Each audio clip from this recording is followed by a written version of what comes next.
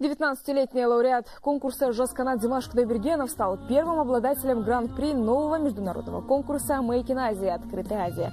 Конкурс прошел в Киргизии на Иссык-Куле. В нем приняли участие 25 исполнителей из Кубы, Филиппин, Турции, России, Армении, Южной Кореи, Китая, Азербайджана и других стран. Лирический вокалист Димаш оказался самым молодым конкурсантом. По его словам, удачным для него стал правильный выбор песен. Те песни, которые я исполнял на этом конкурсе, песни, которые уже прошли хороший экзамен, которые уже были проверены на других конкурсах. Допустим, я исполнил в первый день народную песню «Дадидал». С помощью этой песни я получил первое место на конкурсе «Восточный базар». А французская песня «SOS d'Antalya on détresse», с этой песней я победил на «Жас канате». Стамбулда Азия тынық мұхит хабар тарату одағының дәстүрлі тележобасы ABU TV Song фестивалі өтті. Әнмен ұлттық өнер арқылы халықтар арасында өзара тығыз мәдени байланыстар құруды көздейтін айтулы шара биыл 12 елдің ең үздік әншілерін жиды. Әлемдік деңгейдегі бұл телефестивальге Қазақстанның атынан Славян базары 2015 ән байқауының жеңімпазы талантты әнші Димаш Кудайберген қатысып өнерсүйер қауымға қазақтың халық әні «Дайдидауды» орындап берді. Көпшілік қазақстандық әншінің шеберлігіне ерекше тәнті болып, зор қошемет білдірді. Атап өту керек, халықаралық концерт Түркиядан бөлек 50-ден астам шетелдік арналарда тікелей эфирде көрсетілді. Азия тынық мұхит хабар тарату одағы аймақтағы халықтардың мәдени, рухани үндестігін дәріптеу мақсатында 4 жылдан бері ән фестивалін өткізуде. Қазмедиа орталығы халықаралық одақтың мүшесі болғандықтан, әлемдік деңгейдегі шараға біздің еліміздің де әншілері шетелдік әріптестермен бірге үлкен сахнада өнер көрсетуге кең мүмкіндік алып отыр. Оның үстіне ұйымдастырушылар жыл өткен сайын тележобаның деңгейі өсіп, таралым аудиториясы 3 миллиард адамға жеткенін ауыз толтырып айтуда. Абу TV Song фестивалі Азия тынық мұхит хабар тарату одағының 52-ші бас ассамблеясы аясында өтетін негізгі шаралардың бірі. Оны ұйымдастыру жұмыстары біздің TRT арнасына жүктелді. Концертке 8 ай бойы дайындалдық. Әсіресе фестивальдің мән-мазмұнына, сахнаның заманауи безендірілуіне көп көңіл бөлдік. Ал қатысушылардың шығармашылығы мен шеберліктеріне мін таға алмаймыз. Бәрі жан-жақты қалыптасқан кәсіби әншілер. Өнер көрсеткен әншілердің барлығы өз елінде атағыдардай жұлдыздар. Мысалы, кореялық Сейін Блю жігіттер квартеті мен Жапонияның Скандал тобы Азия шоу-бизнесінде кеңінен танымал. Тіпті олардың өнеріне табынушылар қатарында түрік жастарының да қарасы көп болып шықты.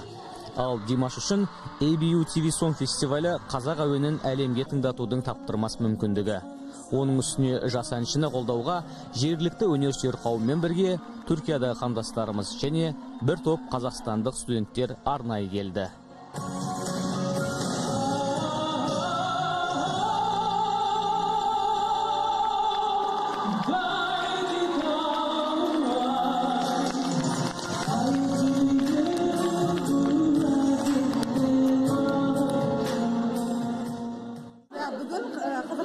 Димаш Кудайберген концертке келді.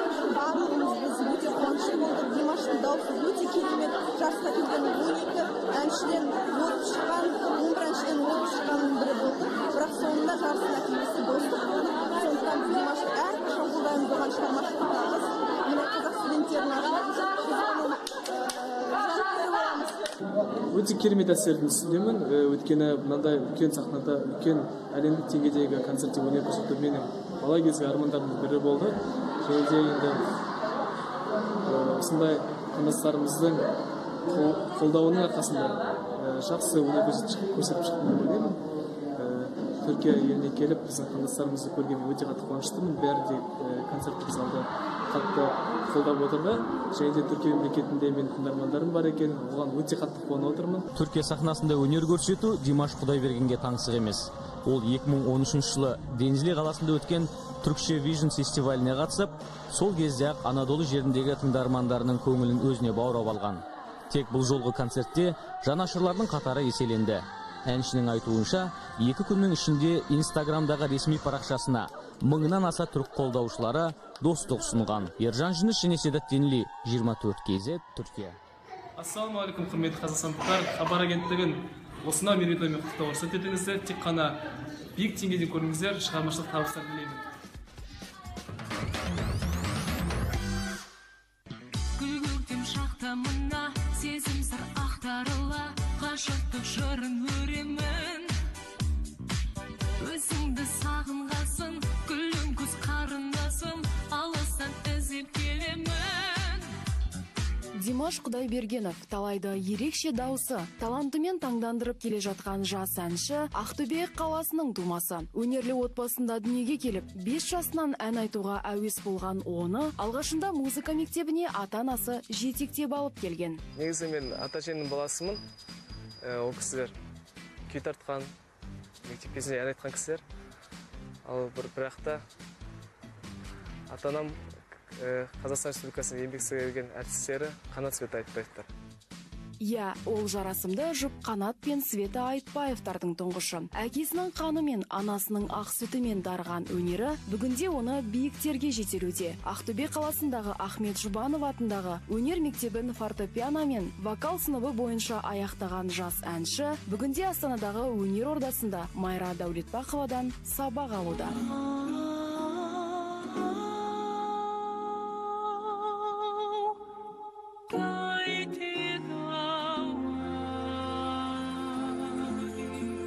Димаш 2012 жылы өткен халықаралық Жас қанат байқауының Гран-при халықаралық Славян базар конкурсының бірінші орын иегері. Сондай-ақ ол Қырғызстанда өткен Making Asia ән байқауында да бас жүлдені қанжығасына байлады. Славян, итальян, қырғыз тілдерінде ән салатын әншінің бүгінде репертуары бай. Эстрадалық бақыттағы әндерім әзірге ондай қатты емес, 15 қана ән болады шығар.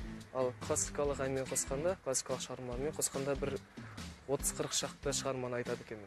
Джамайканы. Бұл ән мені ең алғашқы рет бала кезімнен жастайымнан сахнаға жетелеп шыққан ән. Ең алғашқы рет осы әнмен мен халықтың қошеметін естіген болатынмын. Сол себептен бұл әннің атауы тіпті әуені маған өте қатты ыстық болып келеді. Роботино Лоретти деген итальянның атақты әншісі бар. Сондай болашақта болсам екен деп арман қуып сол әнді орындаған болатынмын. Қазір әлі күнге дейін орындаймын сол әнді. Кең диапазонды, тембрлі, дауысы бар әншіні біреулер Ресей әншісі Витасқа ұқсатса, өзгелер Әлішер Кәрімовтың туысыма деп жатады. Димаш бұл әншілердің өнерін сыйлайтындығын, дегенмен олардай болу үшін еңбектену керек екендігін тілге тиек етеді. Өнерлі жасқа біз сәттілік тілейміз.